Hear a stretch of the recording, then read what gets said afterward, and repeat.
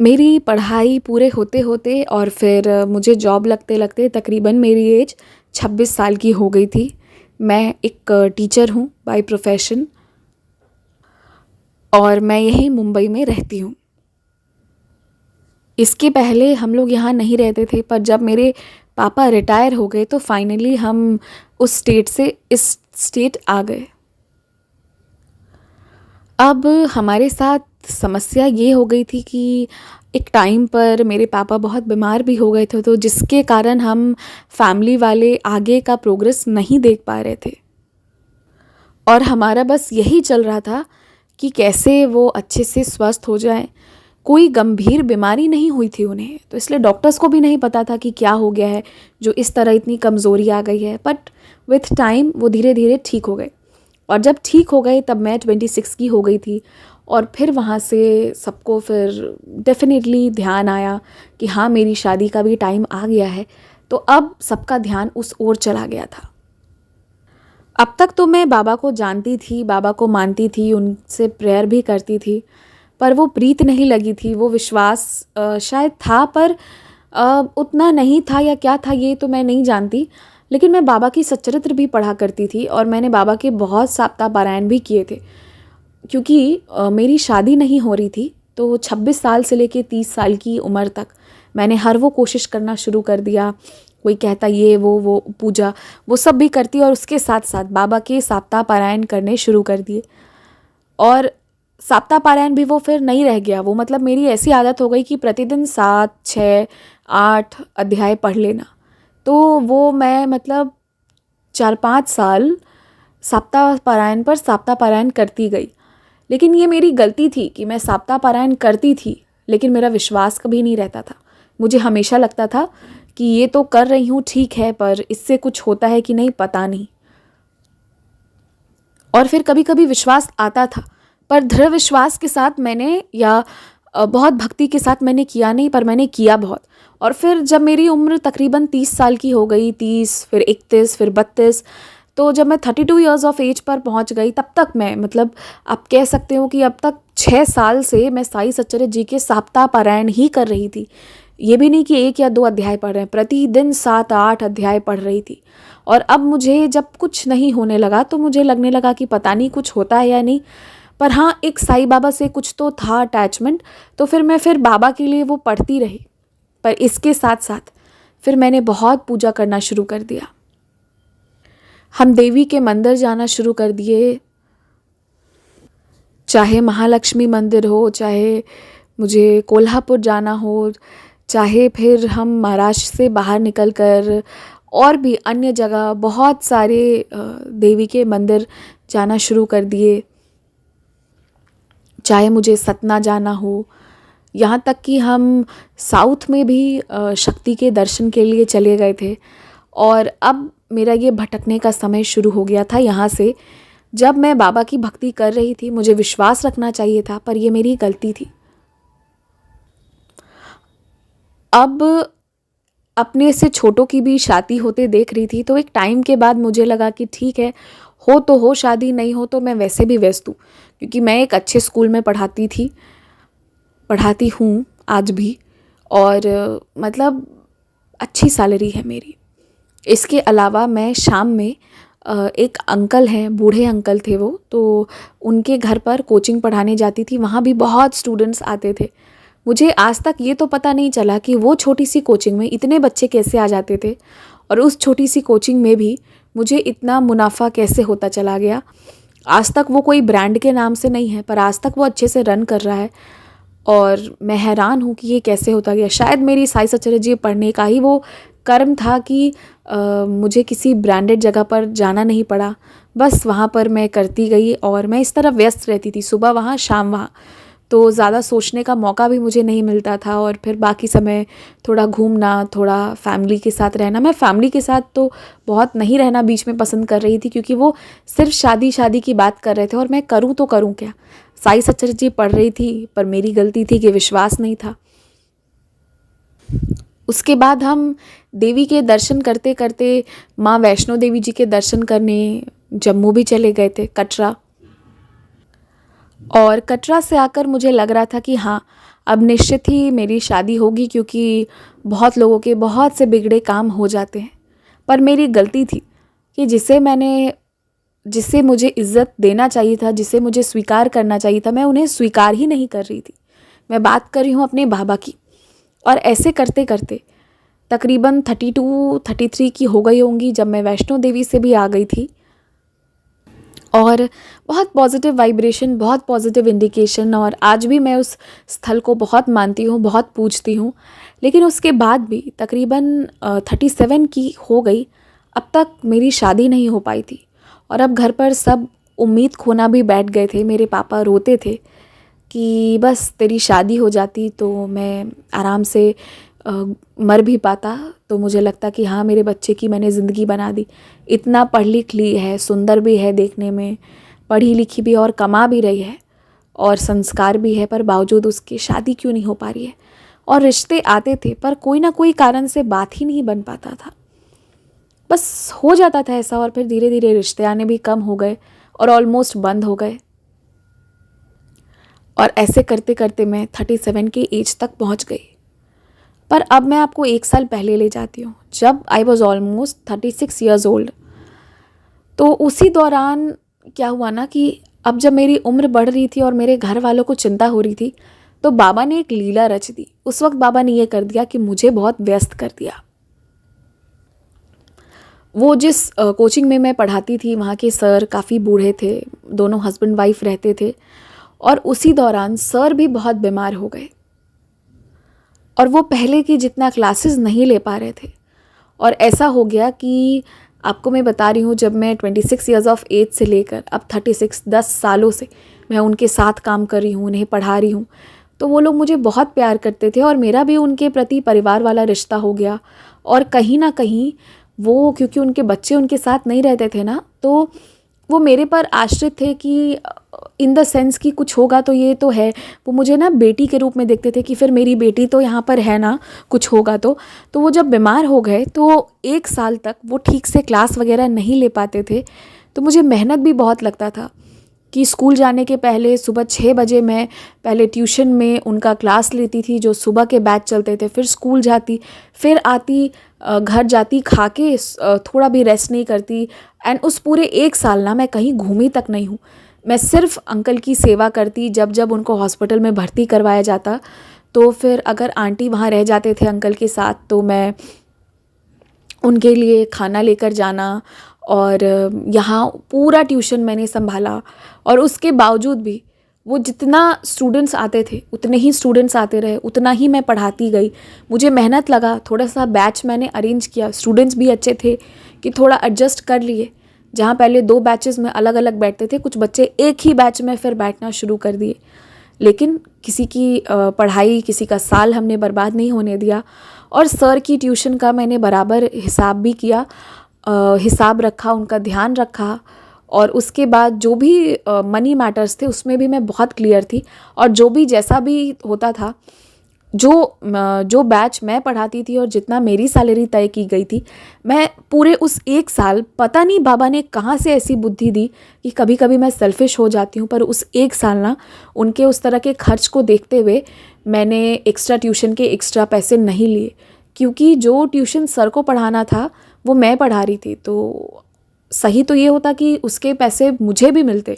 पर ऐसा मैंने नहीं किया, क्योंकि उस वक्त मुझे ऐसा लग रहा था कि उन्हें पैसे की बहुत ज़रूरत है और मेरे पास तो थे। और बाबा ने शायद तब तक इंसान बना दिया था, और शायद इंसान बनाने के लिए ही इतनी देरी कर रहे थे मेरी शादी करने में। तो ऐसे करते करते मैं उनकी सेवा में इतनी लीन हो गई कि एक साल तक मुझे पता ही नहीं चला कि कैसे ये साल भी निकल गया। और इस साल मैं किसी रिश्ते पर या कोई प्रार्थना करने या किसी मंदिर जा नहीं पाई। जहाँ भी जाना रहता मैं मम्मी से कह देती कि आप और पापा हो आओ, मैं इस साल नहीं जा सकती। मतलब मैं अभी नहीं जा सकती, अगले महीने चली जाऊँगी। पर सर की तबीयत ख़राब होने के कारण जब तब हॉस्पिटल जा रहे थे, और इस कारण मेरा ध्यान ही कहीं और नहीं था।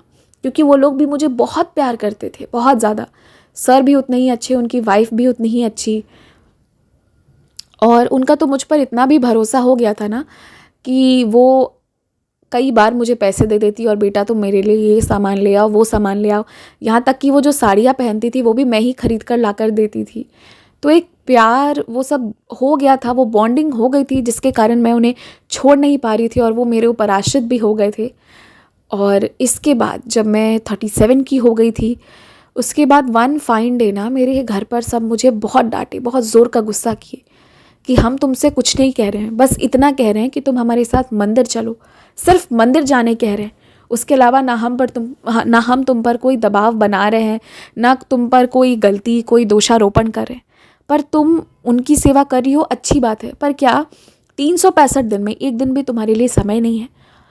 और अपने मम्मी से तो डांट खाने की आदत थी, पर अपने पापा को इस तरह गरजता देखकर मैं थोड़ा हिल गई थी उस दिन। क्योंकि जब छोटे भाई की भी शादी हो जाए और उनके भी बच्चे हो जाए और बड़ी बहन का ये हाल हो, तो स्थिति बहुत ख़राब होती। हालांकि मेरे भाई और मेरी भाभी दोनों बाबा की दया से बहुत अच्छे लोग हैं। उन्होंने कभी मुझे ये रियलाइज़ नहीं करवाया कि मैं घर पर हूँ या कुछ भी, कभी भी नहीं, कभी नहीं। मेरी भाभी भी बहुत अच्छी हैं, इस मामले में हम सब बहुत लकी थे। पर वही है कि कुछ मिलता है तो कुछ नहीं भी मिलता है। अब यहाँ हैरानी की बात यह है कि इस एक साल में मैंने एक दिन भी, वो अलग बात है कि कोई फेस्टिवल हो जिसमें छुट्टी देना कंपलसरी है या स्टूडेंट्स नहीं आ सकते हैं तो बात अलग थी, अदरवाइज़ मैंने एक दिन भी छुट्टी कराए बिना बच्चों को पढ़ाया था। तो जिस दिन ये चीज़ हुई थी ना कि मेरे पापा इस तरह मुझ पर गुस्सा हो गए थे कि मैं उनके साथ मंदिर नहीं जा रही, क्योंकि वो मंदिर महाराष्ट्र में नहीं कहीं और जाना था, हमें शायद आसाम या कहीं और के मंदिर जाना था। तो मैं बस उतना समय लग जाता इसलिए नहीं जा रही थी। पर उस दिन मैंने बैच की छुट्टी कर दी। निराश होकर एक हफ्ते की बच्चों की मैंने छुट्टी कर दी और मैंने सर को भी बताया कि मैं छुट्टी कर रही हूँ, जिससे वो भी हैरान हो गए कि मैं जो कि 1-2 दिन शायद छुट्टी कर देती, इतनी लंबी छुट्टी सबको क्यों दे रही हूँ। और उस दिन मेरे चेहरे की निराशा मैं छुपा नहीं पाई थी और उस दिन मैं रो रही थी। उस दिन मेरे आंसू रुक नहीं पाए और उनके सामने भी रोकर मैंने सब बता दिया। तो उस दिन सर ने बस अपने हाथ मेरे सर पर रखा और बोले कि चिंता क्यों करती हो बेटी, सब ठीक हो जाएगा, और तुम्हारा अच्छा नहीं होगा तो किसका अच्छा होगा?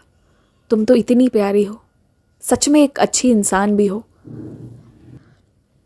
मैं एक अच्छी इंसान हूँ, ये कॉम्प्लीमेंट मुझे पहली बार किसी ने दिया था। मैं आश्चर्य में थी। उस दिन सर पहली बार मेरे पापा से बात किए। फ़ोन में क्या बात की ये तो मुझे नहीं पता, लेकिन जिसके बाद ट्यूशन क्लासेस जो कैंसिल थे, सर ने कहा कि 2 दिन तुम छुट्टी ले लो, ज़रूरी है। पूरे साल मेरी सेवा में हमारे कारण तुम परेशान रही हो, हमारे साथ तुमने बराबर का हिस्सेदारी चिंता करने में, सेवा करने में, फ़ाइनेंशियल इश्यूज़ में भी उठाए हैं, तो तुम 2 दिन छुट्टी ले लो, कोई बात नहीं। इस हफ्ते हम बैच की छुट्टी कर देते हैं और जाओ तुम घर, तुमसे कोई कुछ नहीं कहेगा। उन्होंने मुझे ये बात कहा, मैं घर गई तो फिर मेरे मम्मी पापा शांत थे। मुझे कुछ समझ नहीं आया तो मैंने जब अपनी मम्मी से पूछा तो उन्होंने कहा कि बस तेरे सर ने समझा दिया कि तू अच्छी बच्ची है, बहुत सारा आशीर्वाद दिया और इसलिए हमें विश्वास दिलाया कि तेरा अच्छा होगा, माता रानी तेरा अच्छा करेंगी। खैर मुझे कुछ समझ नहीं आया। मैं उस दिन घर पर रह गई और फिर अगले दिन नहीं, उसके भी अगले दिन, मतलब जिस दिन आई थी और घर पर सब ने कहा कि कोई बात नहीं, आराम से रह ले, और हम कहीं नहीं गए थे, उसके नेक्स्ट डे कुछ नहीं हुआ और उसके अगले दिन सर का फ़ोन आता है। वो मेरे मम्मी पापा, मुझे, हम सबको अपने घर बुलाते हैं। मुझे कुछ समझ नहीं आया कि क्या हो रहा है, क्यों बुला रहे हैं सर। पर सर ने मुझे बुलाया था तो मैं तो जाती ही। एंड बाय द वे, उससे एक दिन पहले वाला वो पहला दिन था जिस दिन मैं पूरे दिन कहीं नहीं गई थी और घर पर रही थी। उस दिन सर के पास भी नहीं गई थी, मैम के पास भी नहीं गई थी, उस ट्यूशन क्लास की और उनके घर की तरफ गई ही नहीं थी। तो जब आज हम पूरा परिवार, मतलब उस दिन हम पूरा परिवार मिलकर सर के घर गए तो सर बैठे हुए थे। मैम दरवाज़ा खोली और सर के बगल में एक कोई और भी बैठे हुए थे। जब मैं वहाँ जाकर बैठी, उसके बाद सर बात करना शुरू किए। उन्होंने कहा कि बस अब तो आदत हो गई है बेटी को रोज़ देखने का, और आज वो आई नहीं, कल वो आई नहीं, तो आज हमने उसे बुला लिया। और उसके बाद जो हुआ, क्या हुआ ये तो बाबा ही जाने।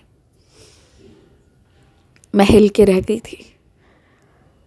बताते बताते सर ने बताया कि जो उनके बगल में बैठे हुए थे वो काफ़ी यंग दिखने वाले, वो उनके बेटे थे। वो फॉरेन में थे, वो यहाँ जॉब कर रहे थे, फिर अपने ही पैसे जोड़कर वो वहाँ एमबीए करने गए थे और बीच से वो नहीं आ पा रहे थे। सर ने ही उन्हें मना किया था कि अपनी डिग्री पूरी करके आओ, और इसलिए पिछले साल सर के बीमार होने के बावजूद वो नहीं आ पाए थे और अब वो इंडिया आए हैं। तो मुझे लगा कि शायद सर हमें मिलवाने के लिए बुलाए हों,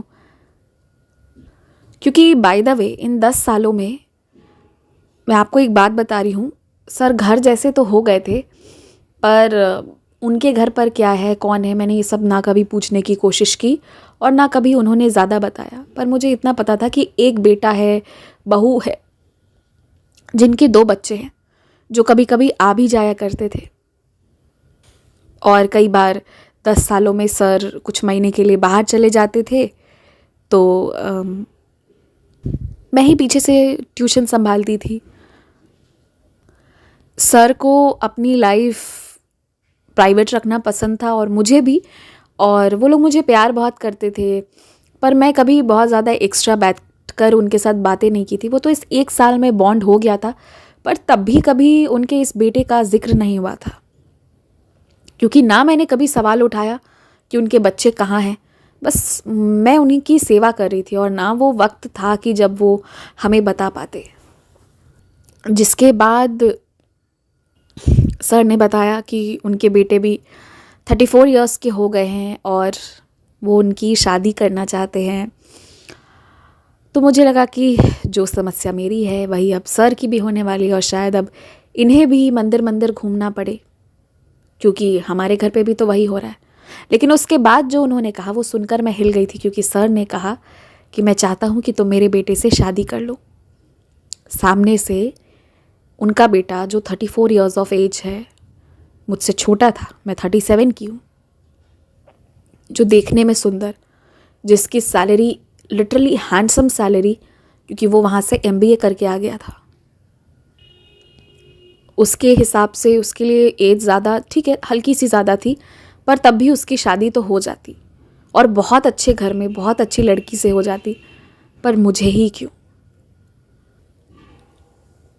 ये सुनकर मैं तो हिल ही गई थी। मेरे मम्मी पापा सब आश्चर्य में थे, कैसे रिएक्ट करे किसी को नहीं पता था। फिर सर ने समझाया कि देखिए आप ऐसे उम्र पर मत जाइए, अगर हम तैयार हैं, अगर हम इस तरह से तैयार हैं तो आपको भी तैयार होना चाहिए, क्योंकि ये जो लड़की है ना, ऐसी मुझे कहीं नहीं मिलेगी। इसने जो किया है ना हमारे लिए इन 10-11 सालों में, वो हमारे बच्चे भी हमारे लिए नहीं कर पाए। देखिए मैंने ज़्यादा कुछ सर के लिए नहीं किया, पर जो काम मैं करती थी और जहाँ सर ने अगर कुछ एक्स्ट्रा कह दिया, मैंने कभी उन्हें मना नहीं किया। और सबसे बड़ी चीज़ जो शायद मेरे साथ थी कि मैं सिर्फ अपने काम में और अपने कुछ सहेलियों के बीच मतलब रखती थी, उसके अलावा कभी गलत लोगों से दोस्ती करना या किसी के साथ घूमना फिरना, ये सब मेरी आदत ही नहीं रही थी। तो शायद सर को वो बात भा गई थी, या फिर क्या हुआ था पता नहीं। और सर के बहुत समझाने, मतलब बहुत तो नहीं, थोड़ा सा उन्होंने बस कहा और फिर मेरे पापा भी मान गए। सर ने कहा कि मेरा बेटा छोटा है, फिर भी मैं तैयार हूँ, तो आप क्यों नहीं तैयार हो सकते? इससे खूबसूरत रिश्ता बन ही नहीं सकता, क्योंकि मेरा ये बेटा भी बहुत अच्छा है, बहुत सेवा करता है मेरी, और इसे भी ये पसंद है। उसने मुझे कब पसंद किया मुझे नहीं पता, क्योंकि सर की जो क्लासेस होती थी वो तो नीचे होती थी और सर रहते ऊपर थे। तो इन 10 सालों में मैं कभी ऊपर नहीं गई थी। ये अलग बात है कि लास्ट ईयर मैं ऊपर गई थी, और ऊपर जाने के अलावा फ़ोटोज़ वगैरह देखे थे मैंने, पर उतना मैंने ध्यान नहीं दिया। सर के घर पर तो बहुत लोग का आना जाना होता था, पर मुझे कभी मतलब ही नहीं रहा, मैं कभी किसी से मिली नहीं इन 10 सालों में। कौन सर की बहन है, कौन बड़े भाई हैं, मुझे कभी कुछ पता ही नहीं चला, क्योंकि मैं सिर्फ अपना काम करती थी, पर वो अच्छे से करती थी। इन 10 सालों में सर ने जब जब मुझे कह दिया तो ये संभाल वो संभाल, मैं बस वही करती आई थी। अब आपको बता रही हूँ, ये वही समय था जिसके एक रोज़ पहले, जिस दिन मैं पूरे दिन कहीं नहीं गई थी, घर पर रही थी, उस दिन से मैंने पूरे मन से साई सच्चरित्र का सप्ताह पारायण शुरू किया था। आज से पहले इन 10 सालों में ना, मैंने जैसे भी पढ़ा था बस पढ़ा था, तब विश्वास नहीं था, पर इस बार मैंने बाबा से कह दिया था कि मैं विश्वास से उठा रही हूँ और देखती हूँ कि कैसे इस बार मेरी भक्ति हारती है। मैंने कह दिया था बाबा से, बाबा को ही कहा था कि हो ही नहीं सकता कि मेरी इस सच्चरित्र के पारायण के बाद भी मेरी शादी ना हो। बस पूरे विश्वास से, जो मैंने इन शायद 10 सालों में भी नहीं किया था ना, वो वाले विश्वास से मैंने साई सच्चरित्र उठाई थी। और बस एक ही दिन मैंने पारायण किया था, दूसरा दिन भी पूरा नहीं हो पाया था, और मेरे हाथों में शगुन रख दिए गए थे। मैंने कभी सोचा भी नहीं था कि इतने जानने पहचानने वाले लोग, इतने अच्छे लोगों से मेरा रिश्ता होगा, और मैं कहाँ एक छोटे कमरे में रहती थी और कहाँ से कहाँ मैं आ जाऊंगी, किन चीज़ों की मैं मालकिन भी बन जाऊंगी, मैंने कभी नहीं सोचा था। हालांकि ज़्यादा मुझे कभी किसी के प्रॉपर्टी पर लालच नहीं रहा, क्योंकि मैं खुद ही जो कर रही थी, जो भी मैं टीचिंग करती थी, मैं उससे बहुत सेटिस्फाइड हूँ। इसके बाद अब क्या ही कहना, अब तो हमारे 2 बच्चे भी हैं। आज ये बात तकरीबन 5 साल पुरानी हो गई है, बिकॉज आई एम 42 नाउ। बहुत यूनिक रिश्ते बाबा बनाए हैं, जो मेरी ज़िंदगी में हुआ ना, उस वक्त आकर कभी कभी मुझे ऐसा लगता है कि वो बस एक मूवी चली थी। पर एक बात मैं कहना चाहती हूँ कि बाबा पर विश्वास रखिए, उनकी सच्चरित्र पर विश्वास रखिए।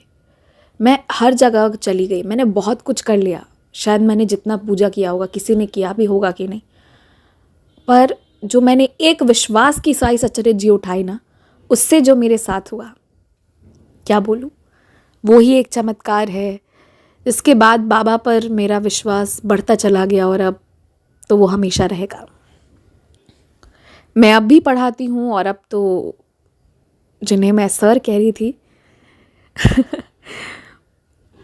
वो मेरे डैड हैं, और उनके साथ मिलकर अब हमने इस कोचिंग इंस्टीट्यूट को और आगे बढ़ाया है, और मुझे खुशी है। इतना प्यार करने वाला परिवार बाबा ने दिया, जो मुझे सिर्फ बेटी ही मानते हैं, कभी बहू तक नहीं, हमेशा बेटी कहा।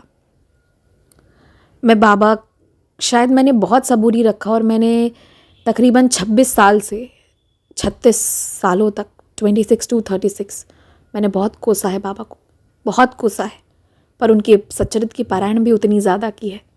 भरोसा था भी, नहीं भी था, लेकिन मैं सच कहती हूँ, देर होता है पर बहुत दुरुस्त होता है। इसलिए साई पर विश्वास रखिए।